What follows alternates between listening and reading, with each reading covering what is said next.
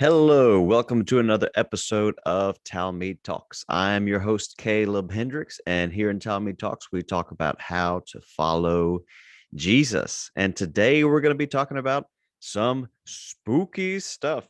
That's right, there is spooky stuff sometimes in the church. At least that's how it looks to us at first. And the what we're going to look at is the story when Jesus walks on water. And that comes out of Matthew 14 and starting with verse we'll say 22. There's some stuff that happened before, but we're going to start with verse 22. So, starting verse 22, it reads, "Immediately he made the disciples get into the boat and go before him to the other side while he dismissed the crowds. And after he dismissed the crowds, he went up to the mountain by himself to pray. When evening came, he was there alone. But the boat was this time, but the boat by this time was a long way from the land, beaten by the waves, for the wind was against them. And in the fourth watch of the night, he came to them." So the fourth watch of the night, that's pretty late, like I think, 3 o'clock in the morning. He came to them walking on the sea. But when the disciples saw him walking on the sea, they were terrified and said, "It is a ghost." And they cried out in fear.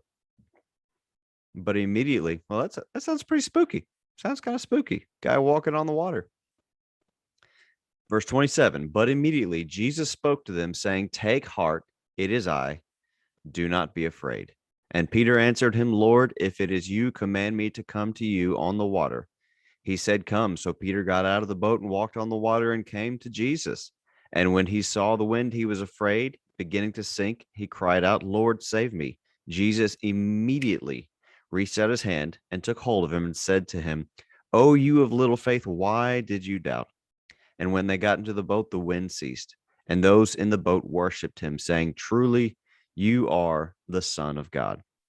So there's a lot in this story. Lots of preachers have already opened this one up, but we're going to open it up even more. Woohoo!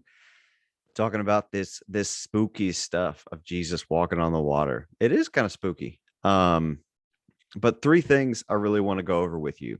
And the first being, you have to think about this, how to apply it.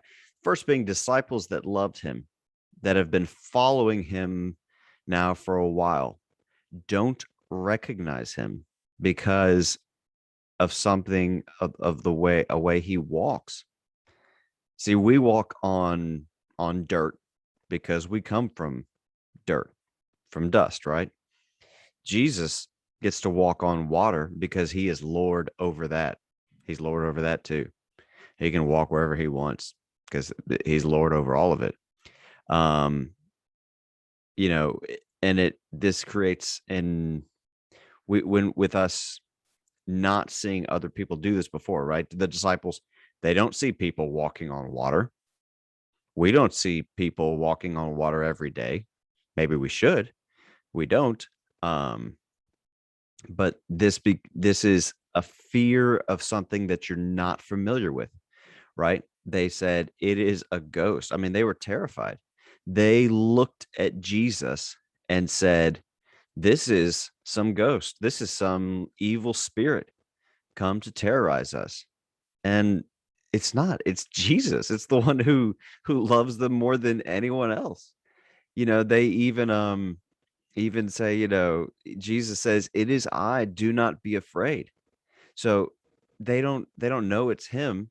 And even after hearing him, there's still, doubt, it seems. Peter, what's he say? He says, "If it is you, command me."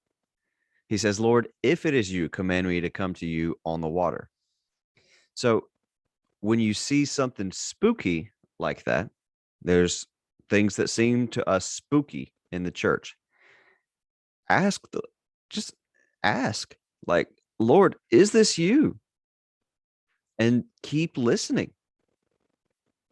Yes, we all his sheep hear his voice. That's what he says. But even hearing his voice, sometimes you got to keep on listening and just make sure it's him. Um, Peter knows this guy. He knows this man. He knows him pretty well. And it's okay to say something like, Lord, if this is you, push me forward. If it's not you, push me back. That's a good prayer to pray lots of times when you come into this unfamiliar territory. So the first thing just to look at, like I said, is the disciples, those who love him, don't sometimes recognize him immediately because of what he's doing and the manner in which he's walking. It's very, very unusual. And if we're not careful, we can judge Jesus as a spooky, scary ghost, evil spirit, and we don't want to do that. So the second thing to look at is that so quickly, guys, so quickly, a disciple of Jesus does it. Peter walks on the water.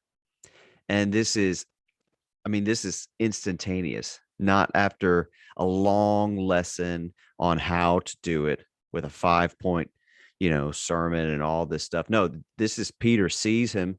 He sees him walking on the water and he attempts it. That is a great model for us. It's in scripture. Sure, he did sink later, but I would call it a successful walk. December 17th, 1903. The Wright brothers did not fly far on their first attempt. 21 feet. About 21 feet. That's how far they flew. But would you say that they failed? No, that was major success. It revolutionized the whole world. And I would think, just in my mind, I would think Jesus was further than 21 feet away. Because, Peter couldn't recognize him. And I think Peter could have walked easily further than 21 feet. I don't know. That's speculation. That's me. But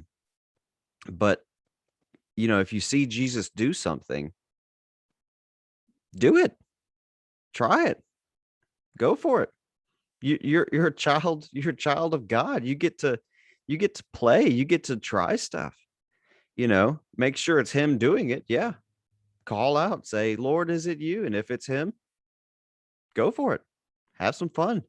Because if you do fall, guess what? He's right there to pick you up anyways. So don't worry about it. And then the third thing, after all this, right? So, whether Peter is scooped up by Jesus, maybe Jesus puts him on his back and carries him back to the boat like that. I don't know, or maybe holds his hand the whole way back. I don't know how they got back to the boat, but they all get back to the boat, right? It says that they worshiped him. It says, verse 32, and when they got into the boat, the wind ceased. And then it says, and those in the boat did what? They worshiped him, saying, truly, you are the Son of God. So after this spooky encounter with Jesus at like 3:00 in the morning, it's dark. After this spooky encounter, and then they realize it's him, what do? They worship him. You got to come back to that intimate connection with Jesus and spend time with him, corporately worshiping, privately worshiping. Worship him. Make sure your connections to him are secure. Make sure this new spooky thing, this spooky encounter that you had, didn't damage a connection to him. Make sure that you're not still judging Jesus on the water as an evil spirit to be afraid of and reject. You can trust Jesus to keep you from heresy and deception and from following the doctrines of demons, because really, in honesty, you can't trust your own judgments on that anyways. He's the one who's going to keep you and hold you in truth, not your own mind and not your own, interpretations. He's the only one who's able to do that. So until next time, may God bless you and may he keep you.